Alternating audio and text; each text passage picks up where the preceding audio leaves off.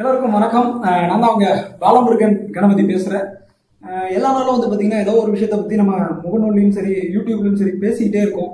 நிறைய விஷயங்கள் பேசுகிறோம். அதுலேயுமே வந்து நமக்கு ரொம்ப பயனுள்ள வகையில் அமையணும் அப்படிங்கிறதா வந்துட்டு இங்கே கான்செப்ட். இது வரைக்கும் வந்து ஃபேஸ்புக்கில் லைவ் வீடியோ மட்டுமே போட்டுட்டு இருந்தேன்னா இப்போ டேரெக்டாக வீடியோ ரெக்கார்டிங் வந்துட்டேன். இன்னைக்கு நம்ம பார்க்க போகிறது ஒரு நூல் திறனாய்வு தான்.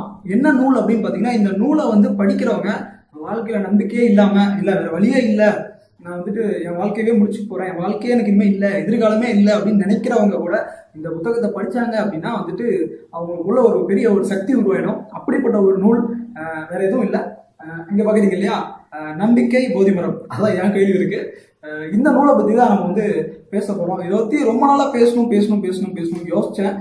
அதுக்கான ஒரு நல்ல நேரம் வந்து இன்னைக்கு வந்திருக்கு. ஏன்னா வந்து நேற்று நம்ம நண்பர் நாமக்கல் கிருபானந்த் வந்து இந்த நூலை பத்தி முகநூல் வந்து ஒரு மிகப்பெரிய ஒரு விமர்சன பதிவு ஒன்று போட்டிருந்தாரு. அதை படிச்சதும் வந்துட்டு நம்மளும் ஏன் இதை பத்தி நம்ம பேசக்கூடாது, கண்டிப்பா அதை பத்தி பேசணும். ஒரு விஷயம் நடக்கும் பொழுது அது சார்ந்த இன்னொரு விஷயத்த பண்ணும்பொழுது அது இன்னும் பெருசா மாறும். ஒருத்தர் பேசுறாங்கன்னா அதை பத்தி இன்னொருத்தரும் பேசும்பொழுது இன்னொரு பெரிய ஒரு ரீச் கிடைக்கும் இந்த நூலுக்கு அப்படின்னு. இந்த நூலுக்கு ஒரு மிகப்பெரிய ஒரு வரவேற்பு வேணும் அப்படின்றதுக்காகவே நான் பேசணும் அப்படின்னு வந்திருக்கேன். அது மட்டும் இல்லைங்க, வரவேற்கத்தக்க நூலும் கூட இது அப்படிங்கிறது வந்து கண்டிப்பா பதிவு பண்ணணும். இந்த நூல் வந்து பாத்தீங்கன்னா, கடந்த நூல் ஆகிலே ஆகாயம் வந்து நான் வந்து பதிவு பண்ணப்போ வந்து அதுவும் வந்து வாசகன் பதிப்பகத்தோட ஒரு நூல் தான். இதுவும் வந்துட்டு வாசகன் பதிப்பகம் தான். இதை வந்துட்டு எழுதினவர் வந்து பாத்தீங்கன்னா நம்மளுடைய இசைவாசி சிவராஜ், சிவராஜ் அவருடைய பேரு. முகநூல்ல வந்து இவர் இசைவாசி சிவராஜ் அப்படின்னு சொல்லியிருக்காரு.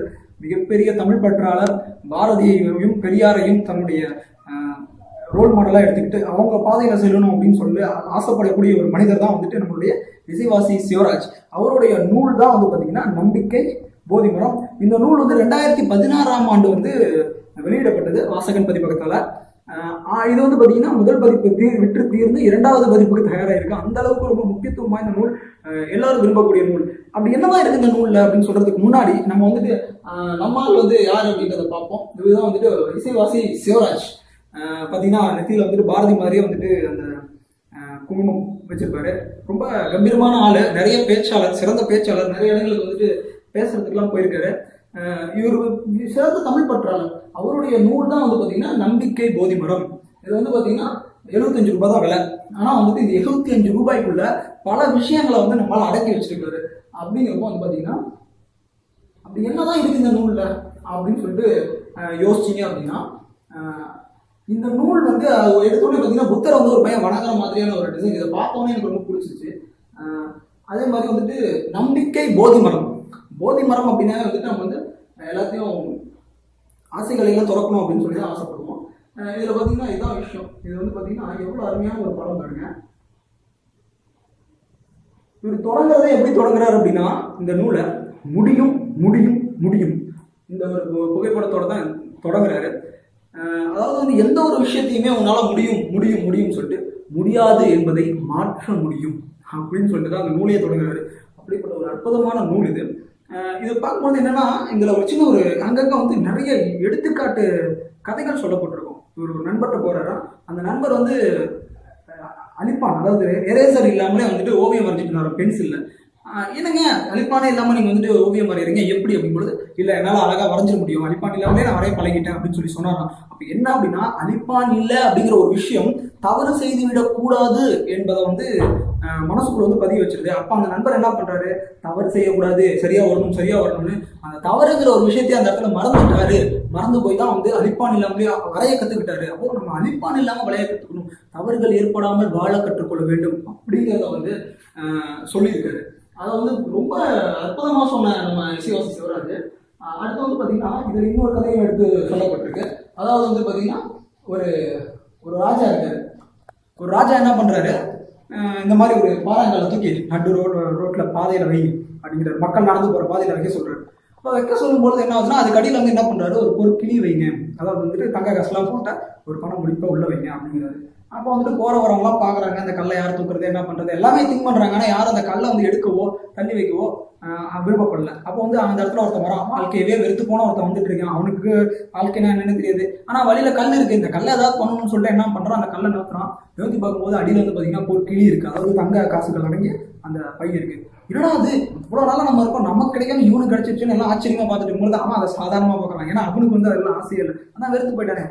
என்ன பண்றான், அதை எடுத்துட்டு போய் அரசன் கொடுத்து இந்த மாதிரி வந்துட்டு பாருச்சுன்னு சொல்லுங்க. அரசனுக்கு ரொம்ப ஆச்சரியம், தம்பி நான் மக்களை சோதிக்கலாம் அப்படி பண்ணேன், யாருக்காவது வந்துட்டு நம்ம சமூகத்துல வந்துட்டு அக்கறை இருக்கா, இப்படி ஒரு பாதையில் ஒரு கல் இருக்கேன் எடுக்கிறதுக்கு இருக்குன்னு பார்த்தா இவ்வளவு நாள் கழிச்சு நீ தான்ப்பா வந்து எடுத்துருக்கிற அப்படின்னு சொல்லிட்டு, அதை மட்டும் இல்லாம அந்த பணத்தை நீ எடுத்துட்டு போகாம நேர்மையா கொண்டு நீங்க ஒப்படைக்கிற இந்த மாதிரி ஒரு ஆள் தான் எடுத்துருந்தீங்களா அப்படின்னு சொல்லிட்டு அரங்க சங்கத்துல ஒரு பெரிய பதவி ஒன்று கொடுத்து அவனை கூட வச்சுக்கிறாரு. அப்போ இருந்து அவன் வாழ்க்கை தொடங்க ஆரம்பிக்குது. அப்போ இந்த மாதிரியான விஷயங்கள் தான் நம்ம வாழ்க்கையில பல கற்கள் இருக்கும், பல பிரச்சனைகள் இருக்கும். இதெல்லாம் நம்ம என்ன பண்ண, நம்ம எடுத்து தூக்கி போயிட்டே இருக்கணும். அப்படி நம்ம அதை தூக்கி போடும்பொழுது இது கிடைக்கும் அது கிடைக்காது அப்படின்னு நம்ம நினைக்கவே வேண்டியதில்லை. நம்மளுடைய பாதைகளில் வர கற்களையும் தடைகளையும் நம்ம தகர்த்து முன்னே போய்கொண்டிருந்தோம்னால் வாய்ப்புகள் நம்மை தேடி வரும் அப்படிங்கிறத தான் யார் சொல்லியிருக்காரு, இசைவாசி சிவராஜ் சொல்லியிருக்காரு. இவர் வந்து பெரும்பாலும் வந்து பெரியார், பாரதியார் இவர்களை குறித்து தான் நிறைய உரையாடி இருக்காரு. இவர் வந்து நிறைய விஷயங்களை மக்களுக்கு சொல்லியிருக்காரு, இளைஞர்களுக்கு தான் நிறைய விஷயங்கள் சொல்லியிருக்காரு. இந்த மாதிரியான விஷயங்கள்லாம் வந்துட்டு இந்த புத்தகத்துல இருக்கு. நிறைய பெரியவர்கள், சாதனையாளர்கள் இவர்களுடைய வாழ்க்கை வரலாறுகளை இவர் பயன்படுத்தியிருக்காரு. ஒரு பள்ளிக்கூடத்தில் ஒரு ஒரு அலுவலகத்தில் என்ன பண்றாங்கன்னா, படிக்காதவங்களாம் இனிமேல் வேலையில் இருக்கக்கூடாது, படிக்காத யாரும் இனிமேல் வேலையில் இருக்கக்கூடாது, படித்தவங்க மட்டும் இருக்கணும்னு சொல்லிட்டு ஒருத்தனை மட்டும் வெளில அமைச்சாங்க. ஏன்னா அவங்க மட்டும் தான் படிக்காதவன். வெளில அமைச்சிடுறாங்க. வெளில அமைச்சதுக்கப்புறம் போயிடுறான். என்ன பண்ணுறது ஏது பண்ணுறதுன்னு அவனுக்கும் தெரில. போயிட்டே இருக்கான். போயிட்டே இருக்கும்போது வழியில் வந்துட்டு ஒரு ஊருக்கு போகிறான். டீ சாப்பிடலாம் அப்படின்னு பார்க்குறான். அந்த பக்கம் எங்கேயுமே டீ இல்லை. என்னடா டீ கடையே இல்லை, ஒரு டீ கடை இல்லாத ஊரா இது, நம்ம எங்கேயும் வந்துட்டோமே அப்படின்னு ரொம்ப ஃபீல் பண்ணுறான். அப்புறமா யோசிச்சுட்டு ரிட்டர்ன் திரும்பி வரான். வந்ததுக்கப்புறம் மனசுக்குள்ள ஒரு ஓடுறோம், அந்த ஊரில் டீ கடையே இல்லை, ஏன் நம்ம டீ வைக்கக்கூடாது, டீ கடை வைக்கக்கூடாது அப்படின்னு சொல்லிட்டு கொஞ்சம் ஒரு தொகையை சேர்த்துட்டு போயிட்டு என்ன பண்ணுறான், அந்த கடையில் டீ கடை வைக்கிறான். டீ கடையே இல்லாத ஊரில் டீ கடை வச்சனால அந்த இடத்துல அவனுக்கு வந்துட்டு நல்ல லாபம் கிடைக்குது. அதை வச்சு 2 டீ கடை 3 டீ கடைன்னு சொல்லிட்டு போய்கிட்டே இருக்கு. ஒரு கட்டத்தில் என்ன ஆகுதுன்னா, இவங்க பெரிய பணக்காரனாயிடலாம். அந்த கடைகள் அது இது நிறைய பிஸ்னஸ்லாம் பண்ண ஆரம்பிச்சு பெரிய பணக்காரனாயிடலாம். அதுக்கப்புறம் என்ன ஆகுது, இந்த பணத்தை வந்து பேங்க்ல போடுறதுக்காக போகிறான். பேங்க்ல போடும் பொழுது பேங்க் மேனேஜர் கூப்பிட்டு சொல்றாரு, ஏங்க நீங்க இவ்வளோ பணங்கள் சம்பாரிச்சிருக்கீங்களே, நீங்க என்ன படிச்சிருக்கீங்க அப்படின்னு கேட்குறேன். அப்போதான் சொல்றாங்க, எதுவுமே படிக்கலைங்க அப்படின்ட்டு. அப்போ நீங்க படிக்காமலே இவ்வளவு பெரிய ஒரு பணக்காரராக இருக்கீங்க, இவ்வளவு சம்பாதிச்சிருக்கீங்க அப்படின்னா நீங்க படிச்சிருந்தீங்கன்னா எவ்வளவு பெரிய விஷயத்த நீங்க வந்து செஞ்சிருப்பீங்க, சாதிச்சிருப்பீங்க, எவ்வளவோ இன்னும் இதை விட பல மடங்கு செஞ்சிருப்பீங்களே அப்படின்னு சொல்றாரு. அப்போதான் அவர் சொல்றாரு, இல்லைங்க நான் படிக்காதனாலதான் இந்த நிலைமைக்கு வந்தேன், படிச்சிருந்தா இன்னமும் அந்த அலுவலகத்துல ஒரு கிளர்க்காவோ ஏதோ பியூனாவோ தான் வேலை செஞ்சுட்டு இருப்பேன். ஸோ இதுல இருந்து என்ன தெரிய வருது அப்படின்னா, படிப்பு அப்படிங்கிற ஒரு விஷயம், அது கல்வி அப்படிங்கிற விஷயம் ரொம்ப முக்கியமானது. அனுபவம் அப்படிங்கிறதும் நம்ம வாழ்க்கையில நடக்கக்கூடிய பிரச்சனைகளை எப்படி எதிர்கொள்றோம், அந்த கல்வியை கற்றுக்கொண்டு நம்ம வாழ்க்கையில் எப்படி பயன்படுத்துகிறோம் அப்படிங்கிறத இங்க முக்கியம். யாராக இருந்தாலும் சரி, மனதில் வந்து தைரியம் இருந்தா முன்னேறலாம் அப்படிங்கிறத தான் வந்து இந்த இடத்துல ஒரு அழகா தெளிவா சொல்லியிருக்காரு. அடுத்து வந்து பாத்தீங்கன்னா,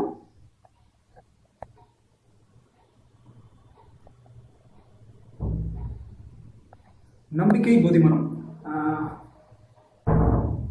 இந்த நூல் வந்து பார்த்தீங்கன்னா ரொம்ப அருமையான ஒரு நூல். இந்த நூலை பார்த்தீங்கன்னா நிறைய சொன்னோம். இதில் வந்து பார்த்தீங்கன்னா நிறைய கட்டுரைகள் இருக்கு, சுற்றி நிறைய கட்டுரைகள் எழுதியிருக்காரு, நிறைய பெரியவர்களை பற்றி சொல்லியிருக்காரு. நம்பிக்கை, ஓடு ஓடு ஓடு, நீ முன்னேறிக்கிட்டே இருக்கும், வாழ்க்கையில் என்ன பிரச்சனை வந்தாலும் சரி நீ அடிச்சு நோக்கிட்டு போயிட்டு அப்படின்றது தான் வந்துட்டு நம்ம இசைவாசி சிவராஜ் அவர்கள் வந்து சொல்லியிருக்காரு.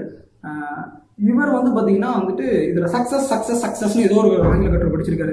அதை வந்துட்டு தமிழில் வந்துட்டு எப்படி கொண்டு வருது அப்படிங்கும் பொழுது தான் வந்துட்டு சக்ஸஸ் அப்படிங்கிறத வெற்றி வெற்றி வெற்றி அப்படின்னு மாற்றலாமா அப்படின்னு யோசிச்சாரு. அப்படி யோசிச்சதுக்கு போல வெற்றி வெற்றி யோசிக்கல, இப்படி யோசிக்கணும்னு சொல்லிட்டு முடியும் முடியும் முடியும் அப்படின்னு சொல்லி தொடங்கி முடியும் முடியும் முடியும் முடியும் முடிச்சிருக்காரு. ரொம்ப அருமையான கட்டுரை. கடைசி பக்கத்தில் வந்துட்டு குறிப்புகளுக்காகன்னு சொல்லி ஒரு பக்கம் விட்டுருக்காரு. எனக்கு தெரிஞ்சு நான் பார்த்த எனக்கான புத்தகங்கள்ல நான் ரொம்ப கம்மியாக தான் படிச்சிருக்கேன். என்ன ஒரு 50 புத்தகங்கள் தான் படிச்சிருப்பேன். அந்த புத்தகங்களை எனக்கு தெரிஞ்ச அந்த 50 புத்தகங்களை இந்த புத்தகத்துல தான் வந்துட்டு குறிப்புகளுக்கெல்லாம் இடம் விட்டுருக்காரு.